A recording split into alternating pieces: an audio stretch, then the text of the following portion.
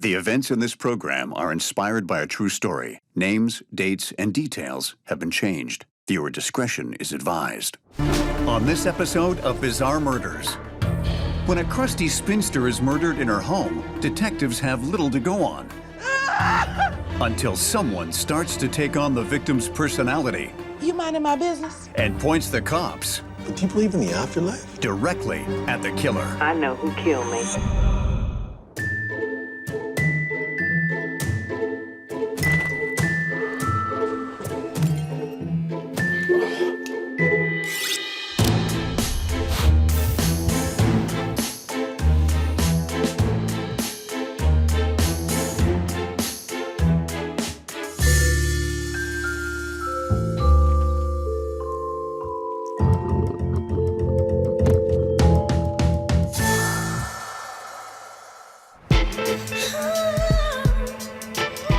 New Orleans, Louisiana, 2010. Firemen respond to a 911 call when neighbors notice smoke billowing out from under an apartment door.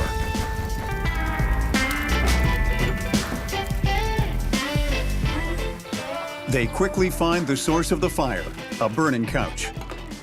They also make a horrific discovery.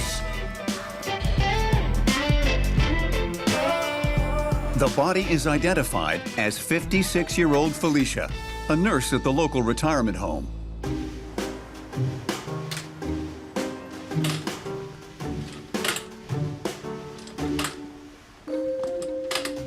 Henry, back in your room. It's lunchtime. You're too skinny. You need to eat. Go on. Get. Her abrasive, tough love style of nursing doesn't always sit well with her colleagues. You minding my business? Because I don't need my business minded by you. But that doesn't seem to bother her. Fear and grudging respect keep them quiet.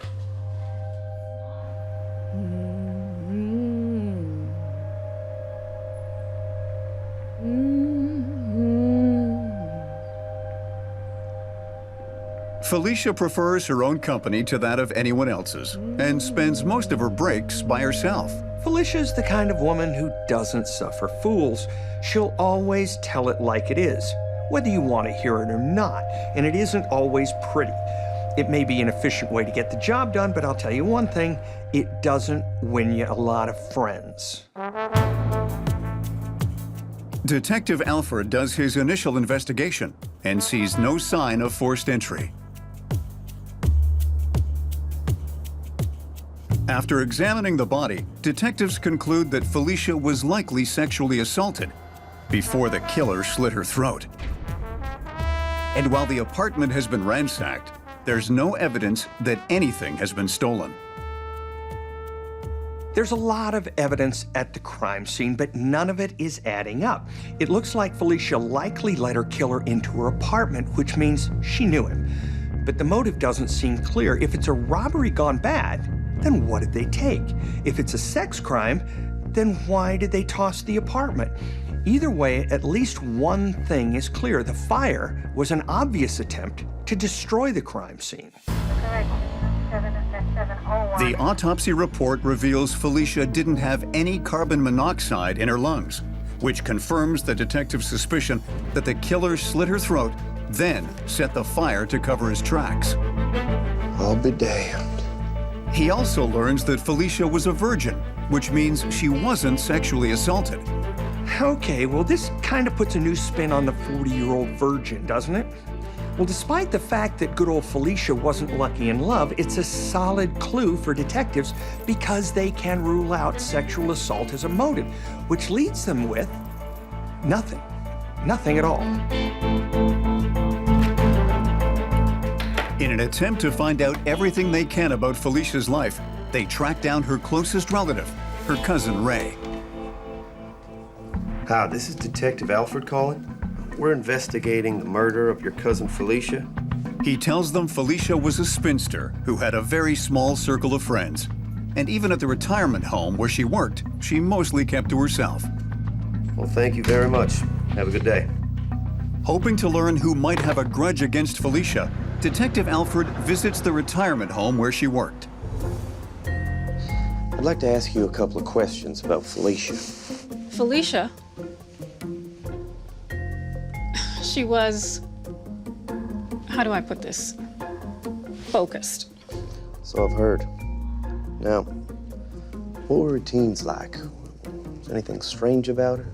It was like clockwork. Every morning she arrived 15 minutes early for her coffee. Same egg salad sandwich with tomatoes for lunch. Same afternoon cigarette breaks. Just enough time for 2 ciggies, she always said. All right. I can show you where she always took her breaks. People have their routines, sure, but Felicia was highly regimented and she rarely strayed from her schedule, which can be a good lead for investigators. It not only makes it easy for them to track her movements right before she was killed, it limits the amount of people she may have had contact with.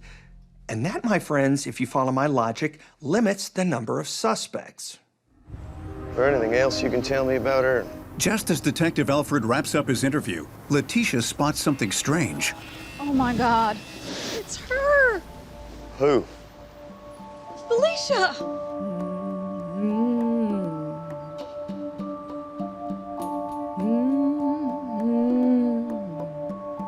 It's exactly 2:15. That's when she would always go on break. And that's her damn song. Her what? The song she always hums. Detective Alfred approaches a woman who looks strangely similar to his murder victim. Excuse me? You minding my business? Because I don't need my business minded by you. Not only is she spouting Felicia's catchphrase, she sounds exactly like her. I'm generally not a big believer in people rising from the dead or any of that mystical stuff. But from this angle, it looks like Detective Alfred may be looking at a dead woman walking. Cheyenne is a nurse who works at the same retirement home as Felicia. And that's where the similarities end. Hey, sugar, how y'all today? Good, thanks. You? If God's in your heart, it's always a good day. Sweetie, I made some pralines for y'all. You better grab some before the next shift comes on. While Felicia is crabby and crusty, Cheyenne is a ray of sunshine. Yum. These are better than the last ones y'all made. I put some extra butter and sugar in there and a little bit of nutmeg and some of my mama's vanilla. She's been happily married for 20 years, enjoys singing in the church choir on Sundays, and doesn't drink anything stronger than sweet tea. And while Cheyenne knows who Felicia is, they work opposite shifts, and their paths rarely cross. Hey, hon. You scrubs? You minding my business? But after Felicia's death, Cheyenne's sunny disposition starts to fade, and her husband notices some strange changes in her appearance. I just thought you'd want something to drink, like perhaps some tea. What you think this is? I was just asking. I ain't got time for this foolishness.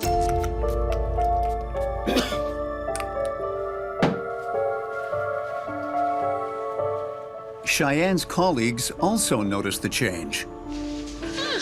Good morning, Cheyenne. Not from where I'm standing.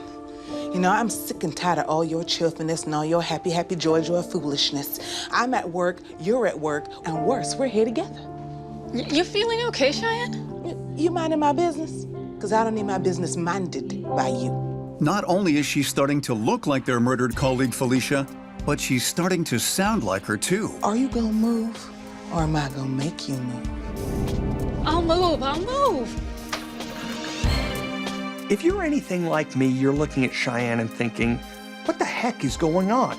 Here's a woman who barely knew Felicia, and she's basically taking on her personality now that she's dead. When people are under stress, they can exhibit personality changes. So maybe Cheyenne is in the middle of some kind of breakdown. That, or she's got an even sicker sense of humor than I do. I ain't got no. Despite the fact that Cheyenne has never touched a cigarette in her life, she begins to take regular smoke breaks at the exact time Felicia used to take hers. Are you a man? Are you a man or a boy? Am I your wife or your mama? Make your own dinner for a change, fool. I'm going to the casino after work. Nothing seems to crack Cheyenne's newfound hardened veneer until a friendly janitor crosses her path. I'm so... How y'all doing? Get away from me. Get away from me. So Cheyenne has gone from someone who's sweet as pralines and adored by all to a full-blown badass who isn't afraid of anyone. But she's suddenly terrified of a janitor who offers a friendly hello? This is obviously more than a stress-related issue. I'm no psychologist, but whatever it is, one thing's for sure. Cheyenne's got some serious issues going on. Detective Alfred is frustrated by the lack of progress in the investigation until he receives a surprise visit from a local dentist in town. How do you do, sir? I'm Dan. Boy. I wanted to talk to you about the murder of my wife's coworker, Felicia. Your wife know her well? Well, no, but she seems to be really affected by her death. I think she might have some information. Oh, really? But before I go any further, can I ask you something? Sure can. I know this is gonna sound crazy, but do you believe in the afterlife? Well, my mama was a believer, and my daddy thought it was hooey. So, I'm about 50-50. I made a recording of my wife, Cheyenne, last night. My name is Felicia. As crazy as it sounds, I fear she might be possessed with Felicia's spirit.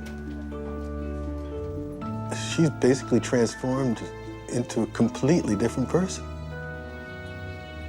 And I'm starting to get a little scared. Cheyenne also reveals some surprising information about Felicia's murder. I know who killed me. So Dan here is claiming that Cheyenne is possessed by Felicia's spirit. As an FBI agent, you're trained to be skeptical, but it doesn't take much effort here. A genteel Southern woman being possessed by a dead spinster spirit she never even knew? Okay, tell me another one. 2 weeks after Felicia is murdered in cold blood, a frightened and anxious Cheyenne has taken a leave of absence from work, claiming she's sick. Get away from me. Stop it. Stop what are you doing?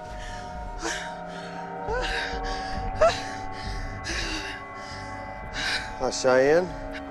I'm Detective Alfred. Your husband here tells me you may have some information on Felicia's death. My name is Felicia.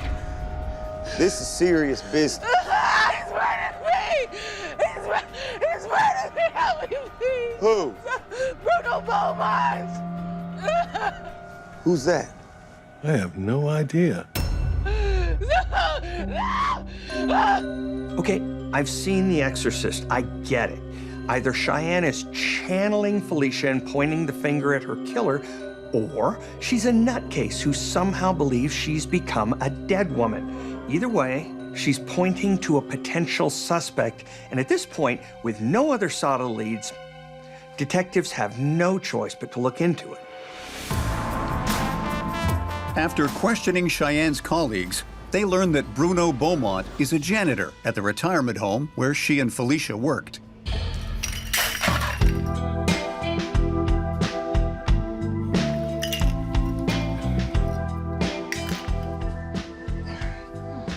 Here you go, Tish.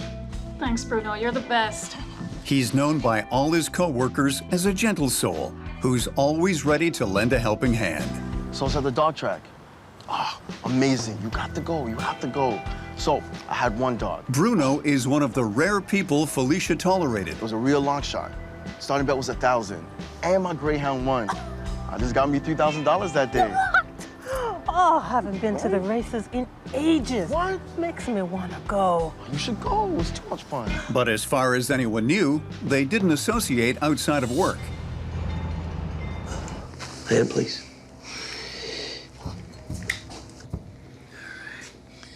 Can I have a smoke? There'll be no smoking in here, ma'am. I ain't got time for this foolishness. Suspicious of Cheyenne's accusations, Detective Alfred asks her to take a lie detector test. Who killed you, Felicia? Bruno, and he damn slit my throat. In an attempt to catch Cheyenne in a lie, he feeds her false information. How did Bruno break into your apartment? He didn't break in, fool. I let him in.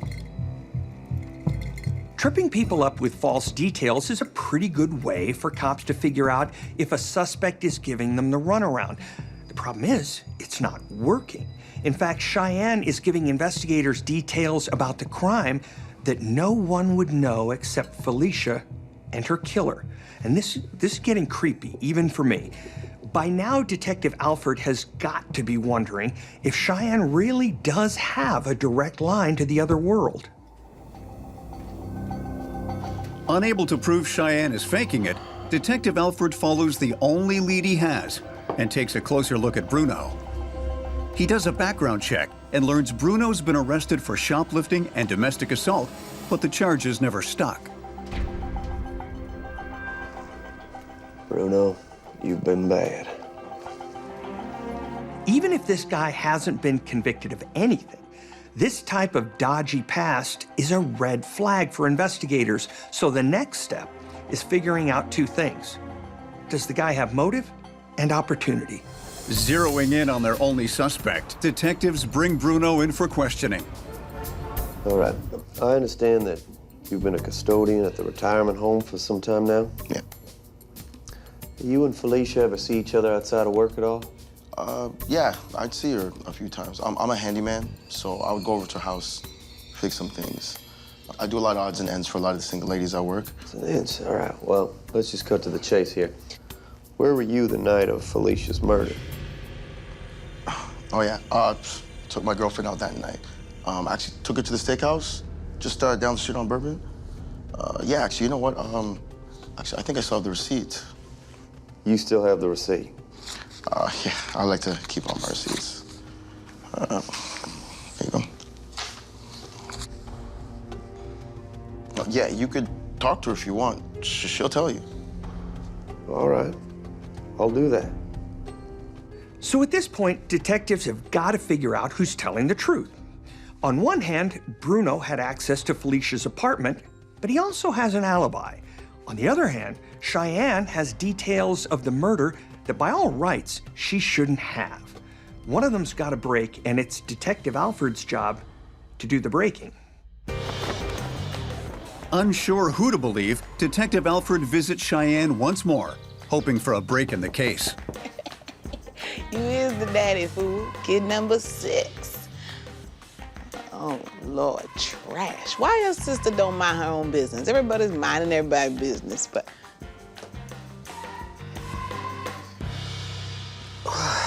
Well, Cheyenne. Why the hell you keep calling me Cheyenne?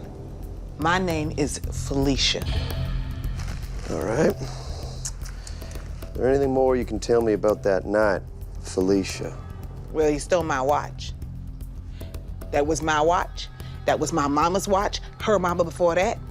And he took it. It was gold with diamonds and red stones at every number. He killed me, and then that snake stole my watch. My cousin Ray can identify it. Cousin Ray. Now, how can I get in touch with this Cousin Ray?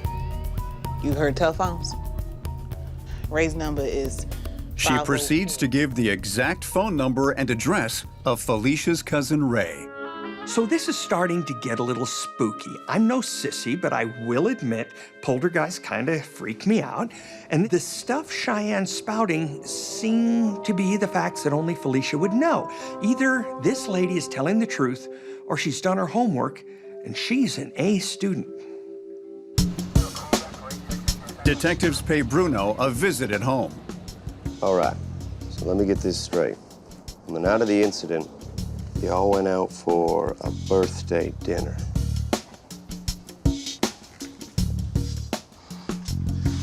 See, I told you. His girlfriend reconfirms their dinner date on the night Felicia was killed. But before Detective Alford leaves, he notices something that turns the case on its head. Where'd you get that? Let me see that. Yeah, I kind of got that for her when we when we went out, just kind of commemorate the occasion. You know, she likes her jewelry. You know, great night out for dinner. Yeah. That's Felicia's watch. Where'd y'all get it? I bought it at a pawn shop. Got a receipt for that? I threw it away. I thought you always kept them. I thought you were the receipt guy. Okay, so let's recap. Stick with me on this one. Over here, we've got a guy with priors who may have just given his girlfriend a dead woman's watch. And over here, we have a semi-lucid psychic who's spouting details about a murder she had nothing to do with. This is probably where the saying, between a rock and a hard place, was born. Looking to uncover the truth about the violent death of Felicia, Detective Alfred asks her cousin Ray to identify Felicia's watch. Ray sends Detective Alfred an email that seals the deal. Nice try, Bruno. Nice try. Detective Alfred has caught Bruno in a bold-faced lie. So here's where cops go in for the kill. I love this part. This never gets old. Police up the ante and call Bruno down to the station. Thanks for coming down again. Really do appreciate it. Now, before we begin, is there anything you'd like to get off your chest? One last chance? No. How about we get some fingerprints then? I ain't got nothing to do with this, man. Well, then you all got nothing to worry about now, do you?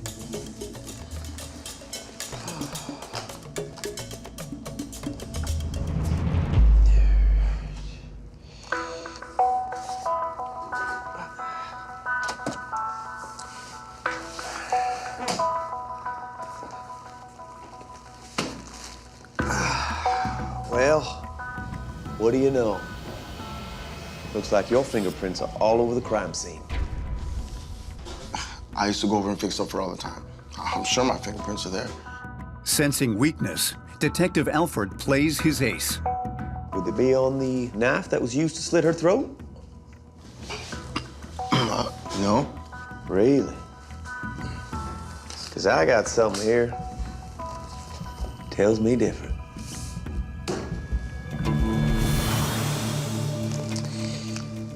Does this sound familiar, Bruno? Why would Bruno want to kill you?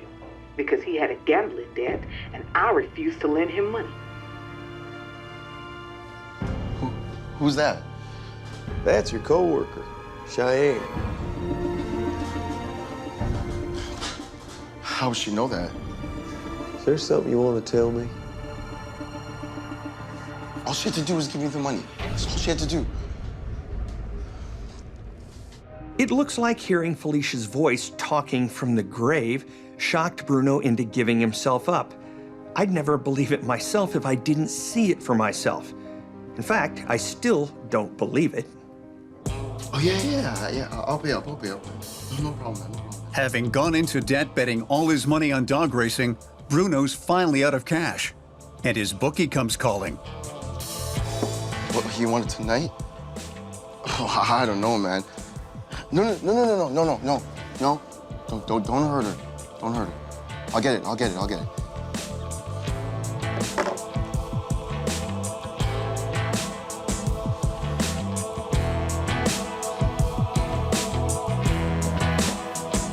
Bruno admits that the night of the murder, he shows up unexpectedly at Felicia's house.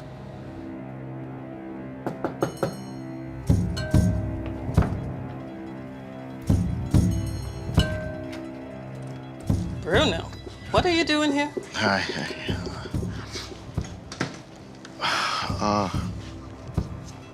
I need a favor. Okay. Bruno tells Felicia he's in a bind. He owes his bookie a wad of cash, and he has to pay up.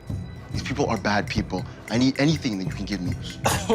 I ain't got no money for you. I've seen rolls of cash tucked in every drawer of your house. That's for my retirement. I can't lend you any money. We've been friends since. I need money. You can't give me anything? You can shout out at me all you want.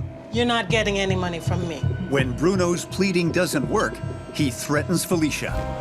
You need to go.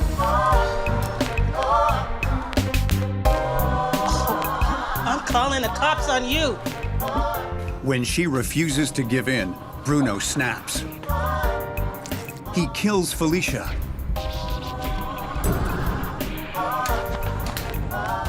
Then robs her. And attempts to cover up the crime. Money is the most common motive for murder, and stupid criminals in desperate situations usually have zero impulse control, which means they wind up making mistakes and getting caught. Bruno didn't go there to kill Felicia, but when she refused to help him, he lost it. So instead of having to deal with his bookie, Bruno's got to deal with a bunch of cops that can put him away for good. These losers will never learn. Bruno is found guilty of murder and sentenced to life in prison. As soon as he's behind bars, the spirit of Felicia stops haunting Cheyenne and starts haunting Bruno. No! No! No! No! No! Even if you don't believe in all this hocus-pocus stuff, the clues given by this so-called possessed woman led cops to the killer. So in my mind, we're left with two explanations. She either outsmarted the cops and solved the murder herself, but was too scared to point the finger at her colleague, or she really was possessed by the spirit of the victim who used her as a medium to speak from beyond the grave. Look, you don't have to tell me it's cray-cray, like my kids say. Either way you look at it, justice was served. It might just make me a believer.